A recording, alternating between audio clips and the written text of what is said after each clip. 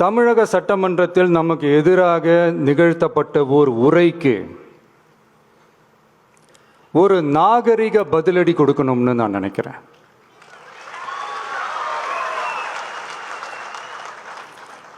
அரசியல் செய்ய விருப்பமில்லை, அரசியல் செய்ய விருப்பமில்லைன்னு அடிக்கடி சொல்ற முதல்வர் நம்மளை குறிப்பிட்டு பல்வேறு அவதூறுகளை பதிவு செய்வதன் வாயிலாக பெருந்தன்மையை பேரளவில் மட்டுமே பேசும் முதல்வர் 15/10/2025 அன்னைக்கு தமிழக சட்டமன்றத்தில் நமக்கு எதிராக பேசிய பேச்சில் எவ்வளவு வன்மத்தை கக்கியுள்ளார் என்பதையும்,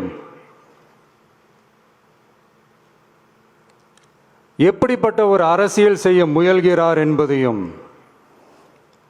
தமிழக மக்கள் உணராமலா இருப்பாங்க?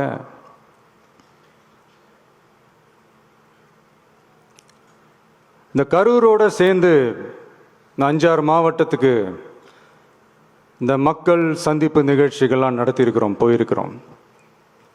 அங்கெல்லாம் இந்த லாஸ்ட் மினிட் வரைக்கும் எங்களுக்கு அந்த இடம் கொடுப்பாங்களா மாட்டாங்களா, பெர்மிஷன் தருவாங்களா மாட்டாங்களா, இப்படியே இழுத்து அடிச்சுக்கிட்டு இருப்பாங்க. தான் நாகப்பட்டினத்தில் சொன்னது மாதிரி தான். நாங்கள் ஒரு இடம் செலக்ட் பண்ணி கேட்போம், மக்கள் நல்லா ஸ்பேஷியஸாக நின்று பார்க்குற மாதிரி.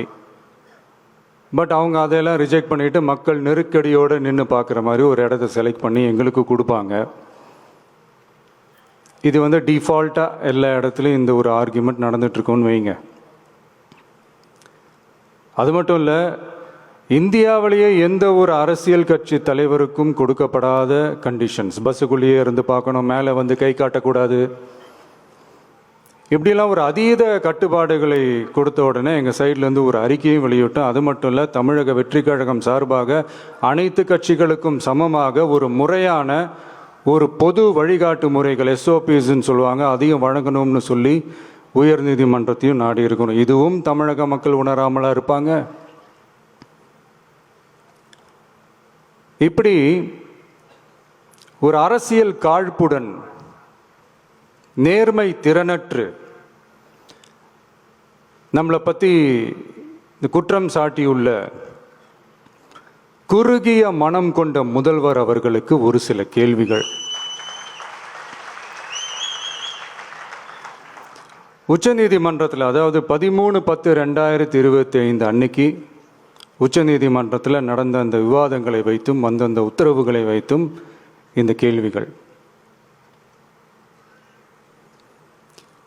இப்படி பொய் மூட்டைகளாக நம்மளை பற்றி இந்த அவதூறுகளை அவிழ்த்து விட்ட முதல்வர் அவர்களுக்கும் திமுக அரசுக்கும் சார்பாக கோடிகளை கொட்டி அமர்த்தப்பட்ட அறிவார்ந்த வழக்கறிஞர்கள் அவங்க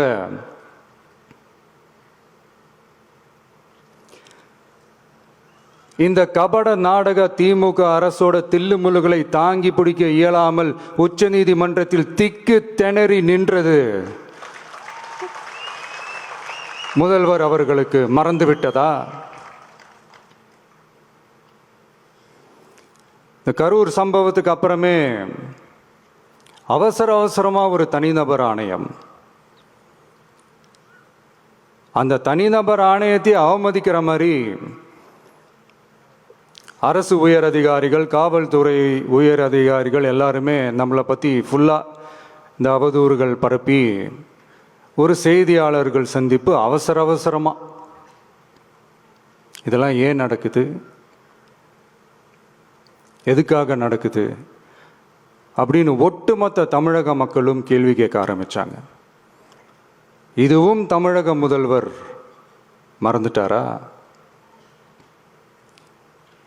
அதுக்கப்புறம் அந்த தனிநபர் ஆணையத்தை தலையிலேயே கொட்டி வீட்டுக்கு அனுப்பிச்சிட்டாங்க, அது வேறு விஷயம்.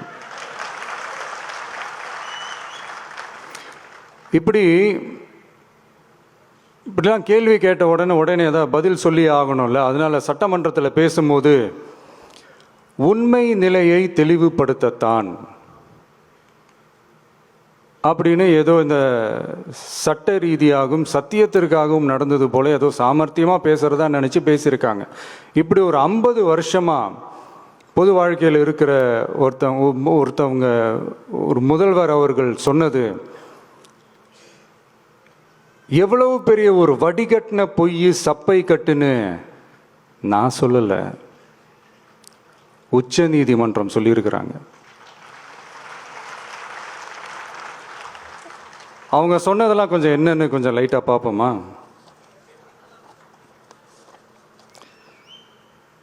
The comments which have been made before the media by the top officers of the police department may create doubt in the minds of the citizenry on impartiality and fair investigation. The faith and trust of the general public on the process of investigation must be restored in the criminal justice system. அதாவது அரசு காவல் உயர் அதிகாரிகள் ஊடகங்களிடம் பேசியது என்பது பொதுமக்களிடையே நியாயமான விசாரணை நடக்குமா என்ற சந்தேகத்தை ஏற்படுத்தக்கூடும் என்றும், நியாயமான விசாரணை மூலமே அந்த சந்தேகத்தை மீட்டெடுத்தே ஆக வேண்டும் என்றும் உச்சநீதிமன்றம் தமிழக அரசின் தலையில் ஓங்கி நறுக்கு நறுக்கு நறுக்கு என்று கொட்டியதை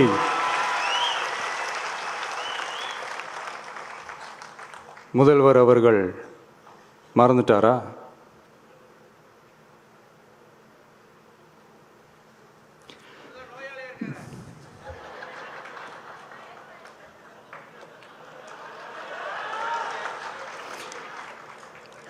மாண்பமை சென்னை உயர்நீதிமன்றத்தின் மாண்புமிகு நீதியரசர் SIT அமைத்து உத்தரவிட்டார் அல்லவா?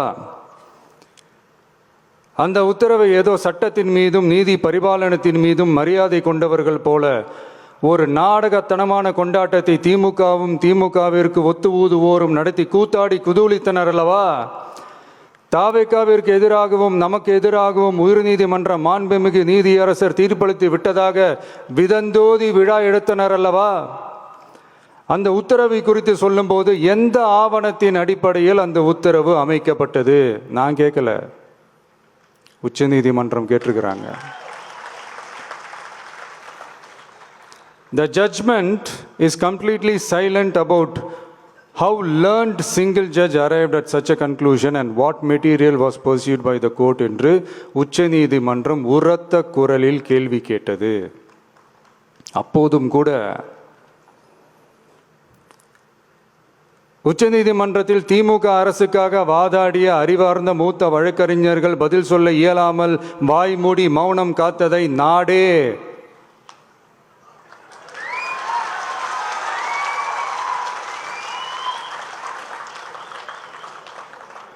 பார்த்ததல்லவா?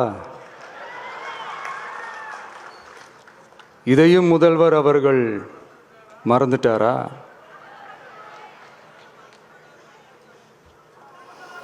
Such petition ought to be dealt with by the division bench, registering as public interest litigation in right earnest and not to be dealt with by a single bench. அதாவது பொது வழிகாட்டு முறைகளான SOP அமைக்கப்பட்டு வெளியிட வேண்டும் என்ற கோரிக்கையுடன் வந்த ரிட் மனுவை நீதிபதிகள் டிவிஷன் பெஞ்ச் தான் கையாள வேண்டும்,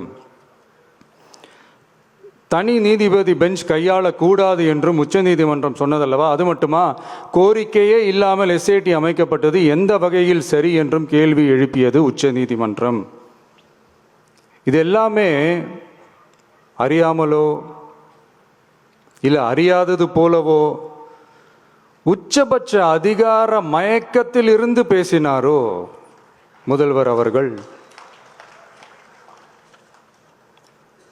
மனிதாபிமானம், அரசியல் அறம், மாண்பு இதெல்லாம் எதுவுமே இல்லாமல் வெறும் பேச்சில் மட்டுமே பேசிக்கிட்டு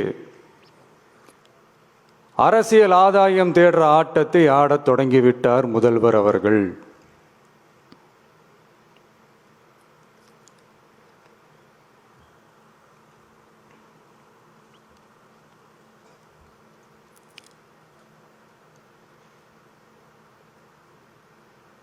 இதெல்லாம் என்ன அவங்களுக்கு புதுசாக? என்ன 1969க்கு அப்புறமே எப்போ கட்சி அவங்க கைக்கு வந்ததோ, இன்னும் குறிப்பாக சொல்லணும்னா 1972க்கு அப்புறம் கேள்வி கேட்க ஆளே இல்லாமல் போச்சு இல்லை? அதுக்கப்புறமே இந்த திமுக தலைமை இப்படி தானே இருக்குது.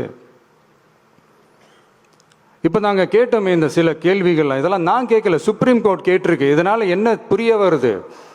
இந்த கவர்மெண்ட் நடத்துகிற அந்த விசாரணை மேலே சந்தேகம் ஏற்படுதுன்னா அதுக்கு என்ன அர்த்தம்? உங்கள் மேலே நம்பிக்கை இல்லைன்னு அர்த்தம்.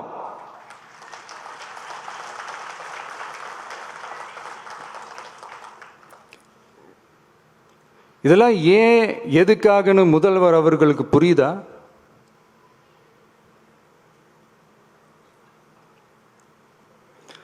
சுப்ரீம் கோர்ட் சொன்னதோட மட்டும் இல்லை, நிஜத்திலும் இன்னைக்கு மக்களுக்கு இந்த கவர்மெண்ட் மேலே இருக்கிற நம்பிக்கை மொத்தமாக மண்ணுக்குள் புதைந்து விட்டது.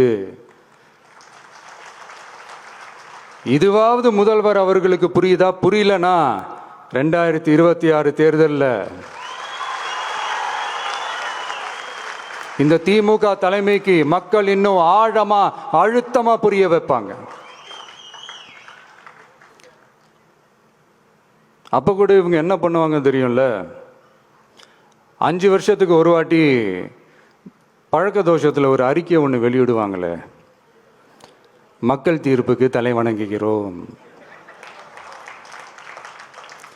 அப்படின்ட்டு அந்த அறிக்கையை வெளியிட்டுட்டு இப்போ அறிவாலயத்தில் போய் ஓடி ஒளிஞ்சுப்பாங்க.